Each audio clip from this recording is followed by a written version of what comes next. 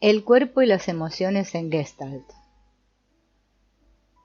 La Gestalt es una terapia psicocorporal o también una psicoterapia con mediación corporal y emocional. Es lo que generalmente se oye decir. Laura Pearce afirma: hay un punto que vale la pena recordar constantemente. El trabajo corporal es parte integral de la terapia Gestalt. La Gestalt es una terapia holística, lo cual significa que toma en cuenta el organismo total y no simplemente la voz, el verbo, la acción o algo más. Yo utilizo toda clase de contactos físicos y pienso que eso puede facilitarle un paso al paciente en su awareness de la situación presente en lo que él hace o no hace. No tengo ninguna regla particular en lo que concierne a los pacientes hombres o mujeres. Puedo prender un cigarro, nutrir a alguien con la cuchara, arreglar los cabellos de una muchacha, darle la mano o abrazar a un paciente en mi regazo, si me parece que puede ser el mejor medio de establecer una comunicación inexistente o interrumpida.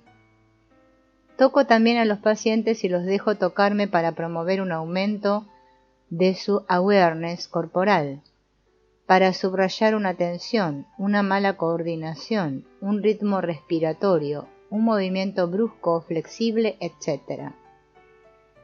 Me parece que existe una gran divergencia de opiniones y mucha ansiedad con respecto a la aceptación del contacto físico en terapia. Si queremos ayudar a nuestros pacientes a realizarse plenamente como seres humanos verdaderos, debemos nosotros mismos tener el valor de tomar el riesgo de ser humanos. Laura Pearce no separa la Gestalt de la expresión artística y corporal. Ella practicaba desde la infancia la danza expresiva así como el piano. Posteriormente siguió no solo una formación artística, sino una formación específica en diversas técnicas corporales, paralelamente a su carrera psicoanalítica. Si la atención al cuerpo es permanente en todos los gestaltistas que observan la postura, la respiración, la mirada, la voz, los microgestos, etc., sin embargo conviene hacer notar que muchos, entre ellos y no los menos, no intervienen casi directamente sobre el cuerpo del cliente. El mismo Fritz Perls, que acababa de dejar el psicoanálisis por la Gestalt, mantenía al principio de su práctica a sus clientes recostados sobre el diván, mientras que Laura Pearce había adoptado ya la posición sentada frente a frente. Posteriormente, cuando se hizo más famoso y tenía más edad, Fritz Perls casi no dejaba su sillón legendario, mientras que una de sus manos se movía constantemente por los cigarros, de los cuales fumaba de 3 a 4 cajetillas por día. Por su parte, Isadore Fromm, una de las primeras discípulas de los Pearce, instructora en el Instituto de Gestalt de Cleveland durante muchos años, salida de la filosofía, considera la Gestalt como una terapia dialógica, esencialmente basada en el diálogo verbal. Otros gestaltistas conocidos como Joseph Zinker o Robert Resnick, Janine Corbeil, Noel Salaté o Jean-Marie Robin no utilizan sino rara vez el cuerpo de un modo activo o interactivo. Ellos prefieren observarlo y abordarlo verbalmente. De hecho, los principios teóricos fundamentales y la metodología específica de la Gestalt no implican la obligación de una movilización corporal, el enfoque global fenomenológico, la teoría del sí mismo, el señalamiento de las perturbaciones del ciclo de contacto y de los mecanismos de evitación, pérdidas de la función y o resistencias, no necesitan para nada de la intervención activa del cuerpo no más que el awareness en los procesos en curso, la atención en el aquí y ahora, o más exactamente en el ahora y el cómo, now and how de la experiencia. Podemos entonces practicar perfectamente la Gestalt a través de los intercambios exclusivamente verbales, así como al contrario podemos interesarnos de cerca en el cuerpo, sin por ello tener la mínima referencia a la Gestalt. Sin embargo, nos privaríamos de una palanca terapéutica poderosa que contribuye a la intensidad y a la profundidad del trabajo, que permite acrecentar la eficiencia y disminuir la duración. Finalmente, la gran mayoría de los practicantes actuales de Gestalt otorgan un lugar privilegiado a la vivencia corporal del cliente, así como por otro lado, a la del mismo terapeuta.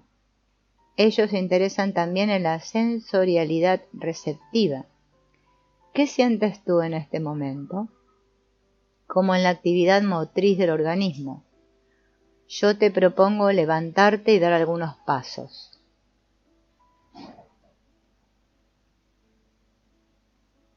Lectura del cuerpo. La amplificación del sentimiento o de los gestos no es la lectura del cuerpo.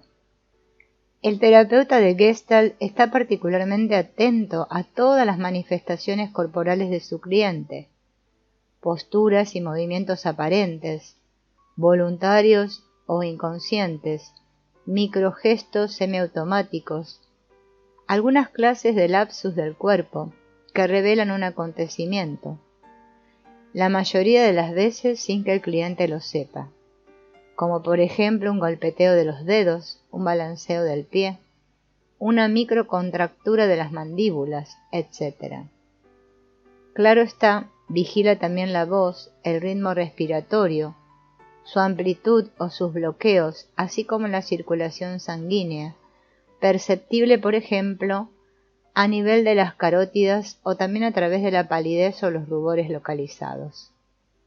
Todos estos signos se traducen por una parte en una necesidad de expresión personal del cliente y por otro lado en una necesidad de comunicación interpersonal primitiva, abierta o secretamente destinada al interlocutor. En Gestalt, el síntoma corporal es utilizado con gusto como la puerta de entrada que permite un contacto directo con el cliente, respetando la vía que él mismo escogió, aunque muchas veces en forma involuntaria. Se estimulará entonces a este último a estar particularmente atento a lo que siente. Es la toma de conciencia global, awareness. Se le va a sugerir eventualmente amplificar su sentimiento o su síntoma, a fin de percibirlo mejor, de darle la palabra, de alguna manera, y esto aún antes de preguntarse sobre su significado. En Gestalt, en efecto, no se busca a todo precio descodificar al síntoma, lo que vuelve en ocasiones a nutrir de sentido, según la expresión ya citada de Lacan. Cualquier explicación tiene el riesgo de mantenerlo justificándolo. Así, por ejemplo, soy fóbico porque mi madre estaba ansiosa y era sobreprotectora después de la muerte de mi hermano mayor. Puede sobreentenderse. Tengo buenas razones para ser así, y estoy condenado a quedarme así. El terapeuta de Gestalt se guarda entonces cualquier interpretación del gesto o de cualquier lectura del cuerpo según un código preestablecido.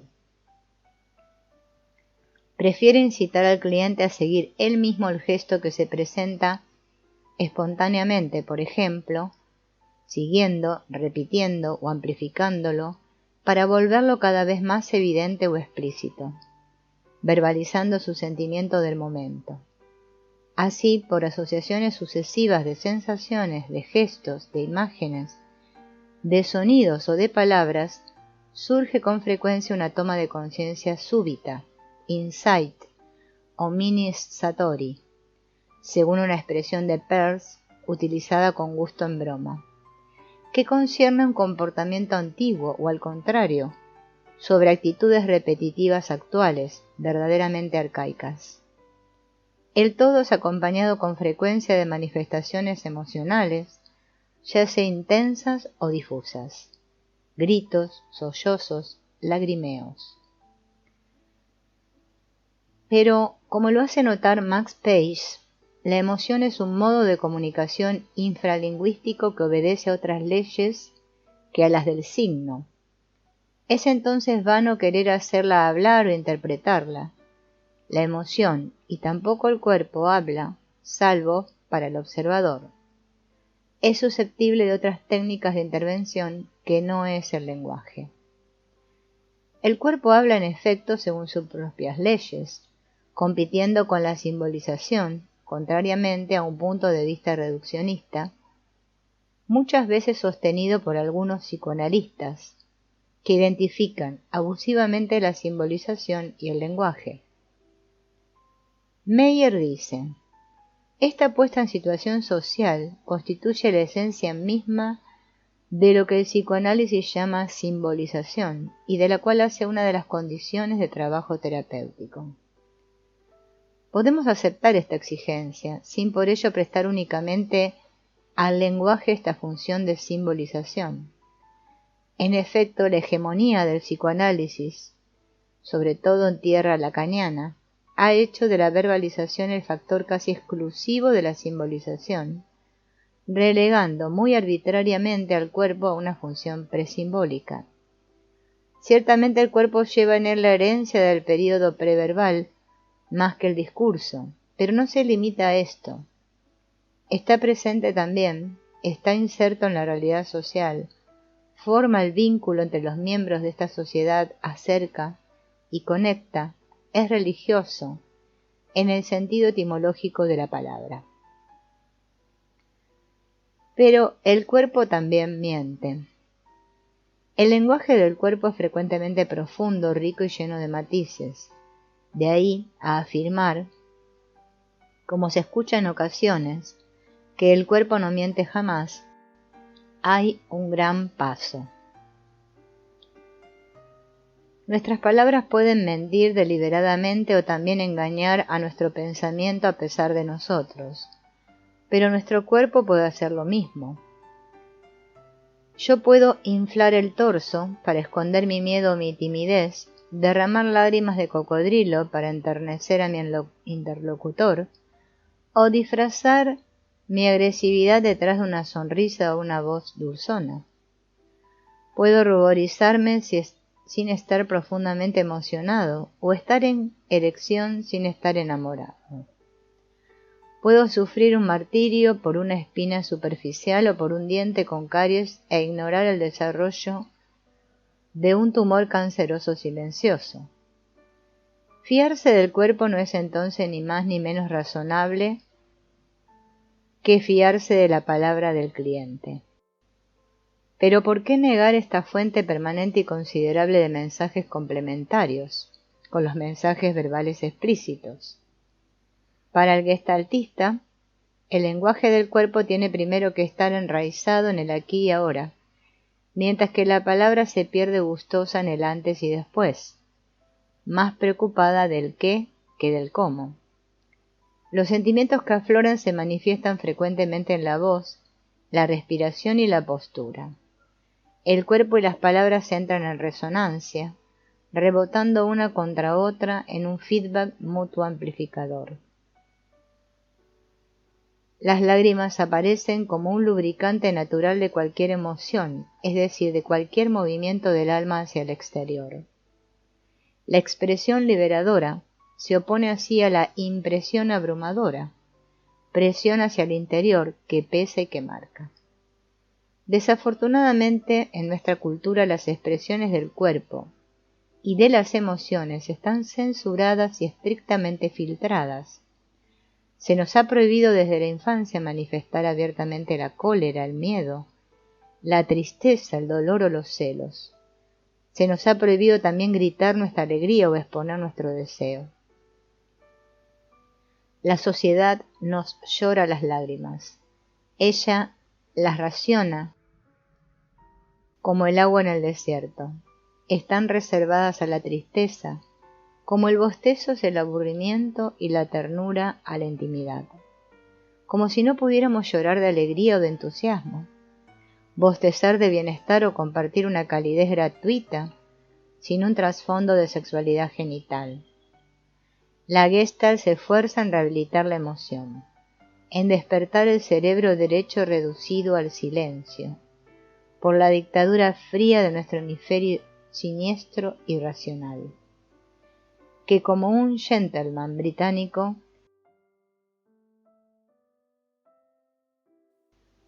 nos bombardea incansablemente de órdenes de autocontrol y de cara de póker. Los que se atreven a pasar de la risa a las lágrimas, del sol a la lluvia, crecerán y se multiplicarán, como las plantas de un bosque ecuatorial.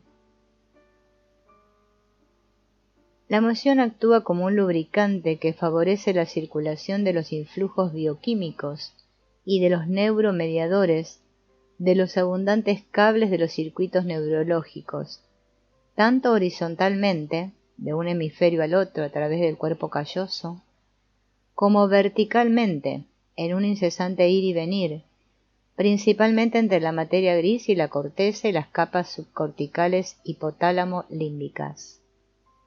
El objetivo no es entonces dominar las emociones, sino más bien modularlas, domesticarlas, evitando tanto su desbordamiento como su sequía. Se incitará al cliente a abrir y cerrar la llave de las emociones en cada ocasión.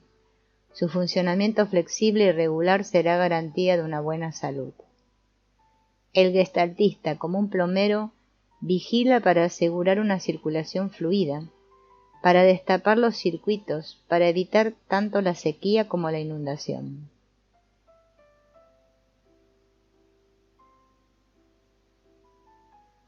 La única manera de librarse de algo es atravesándolo, y no la inhibición o la huida. Conocerlas y amarlas, no ignorarlas o estrangularlas. La inhibición de la emoción, como la inhibición de la acción, alimentan a la neurosis y psicosis, a las enfermedades psicosomáticas y a los problemas sociales. Hay que sobrepasar el bloqueo, o lo que Peirce llama el atolladero. Impasse distingue 4 capas en la neurosis: la capa superficial del juego, papeles sociales convencionales, la capa implosiva, que lleva al atolladero, la capa explosiva de las emociones y la capa auténtica profunda. Para él, la implosión es una parálisis por tensión interna entre 2 fuerzas contradictorias de igual intensidad. Por ejemplo, el deseo de cambiar y el miedo a cambiar, lo que moviliza una energía considerable para un resultado nulo. El bloqueo, la inhibición o el impasse que resulta de ello, se opone a lo que Freud designaba como instinto de muerte. Se trata más bien de una hibernación para preservar la vida. Cuando el impasse es desplazado, se llega a la capa llamada explosiva, donde se manifiestan libremente las emociones, principalmente la sexualidad, la cólera, la alegría o el duelo. Curiosamente es la alegría la que se confirma como la más delicada para abordar y trabajar. Para la expresión óptima de las emociones, incitamos a nuestros clientes a una movilización corporal cuando se presenta la ocasión: levantarse, caminar, modificar la distancia, experimentar un contacto discreto o explícito, tierno o agresivo. Se propone la amplificación física de las posturas o de los gestos automáticos iniciados, así como la puesta en acción corporal de las situaciones verbalmente evocadas. Un ejemplo: ¿por qué cosa podría reemplazar mis problemas? El terapeuta: ¿cómo estás sentada? Muriel: estoy encorvada, la cabeza inclinada hacia adelante. Terapeuta: ¿Puedes tratar de exagerar esta posición? Muriel, sí, me siento como aplastada, como si tuviera una inmensa carga sobre mis hombros. El terapeuta pone un gran almohadón sobre sus hombros.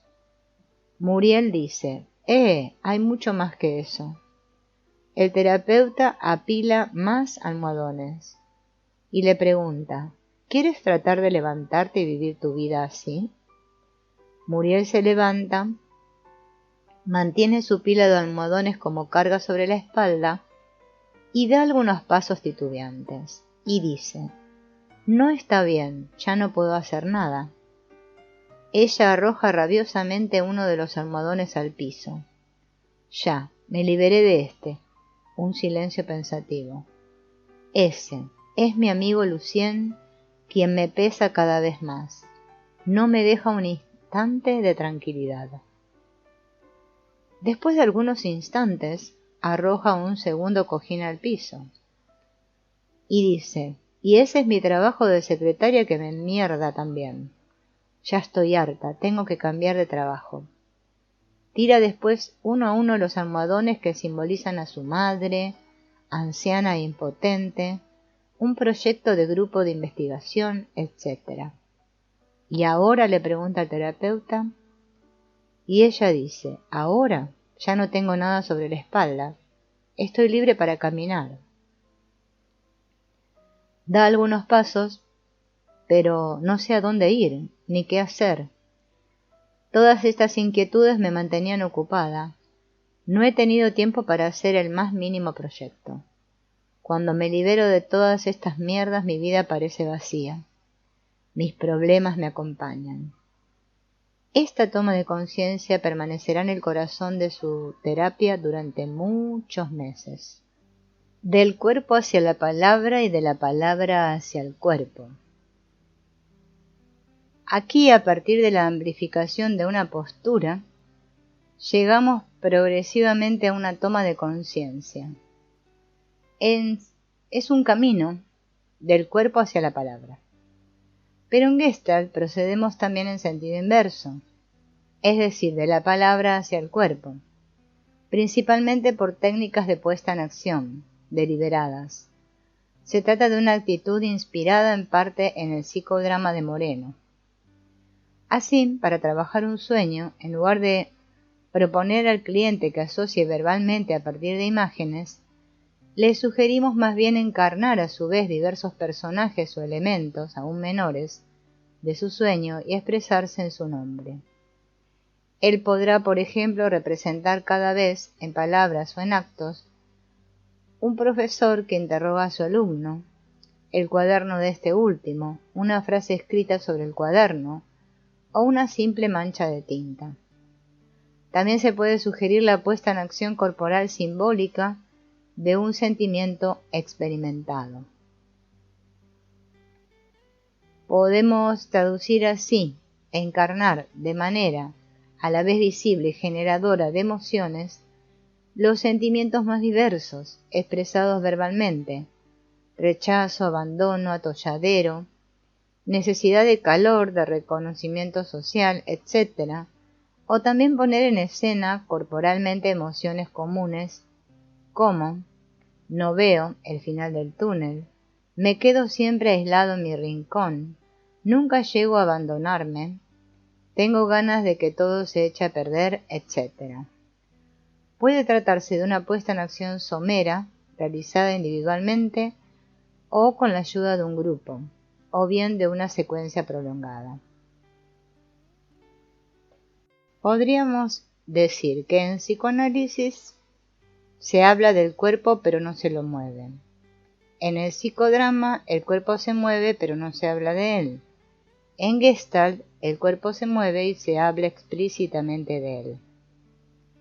Una toma de conciencia verbal, sin movilización emocional, no permite reacomodos profundos sino a muy largo plazo, mientras que una catarsis emocional, no seguida de una metabolización por el verbo, solo tiene efectos, al contrario, a muy corto plazo. Solo la conjunción de los dos parece permitir una evolución a la vez rápida y durable. ¿Cuál es, en la Gestalt, el lugar de lo imaginario? Esto tiene que ver con la doble acepción clásica de este término.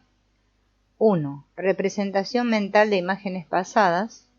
Y 2. Producción de combinaciones nuevas de palabras, de imágenes, de gestos o de comportamientos elaborados.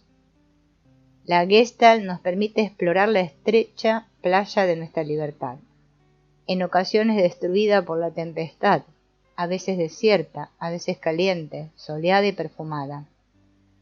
Nos acompaña a través de nuestras producciones espontáneas de sensaciones corporales, de emociones sentidas, de imágenes redescubiertas o fantasiadas, de sueños nocturnos o de ensoñaciones diurnas, todo dentro del compromiso de la relación.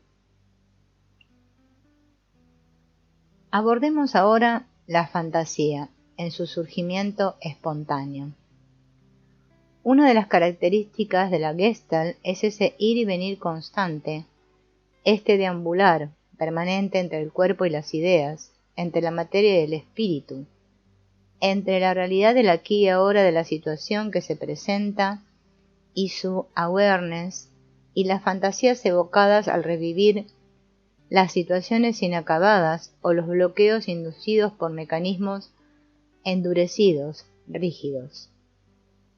El psicoanálisis trabaja esencialmente en el dominio de la fantasía elaborada por el cliente y rara vez es confrontada con la realidad. El conductismo se esmera en sobrepasar las dificultades o los síntomas encontrados en la realidad cotidiana, y la terapia realista de Gleiser es un ejemplo típico.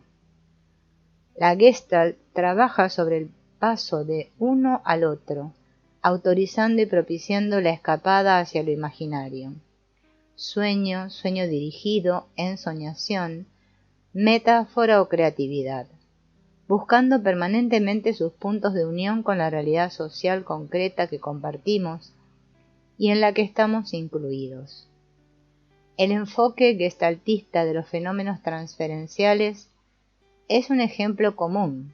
El terapeuta facilita su manifestación y aún su intensificación, después de lo cual ayuda al cliente a tomar conciencia de ellos antes de que estén sólidamente instaurados.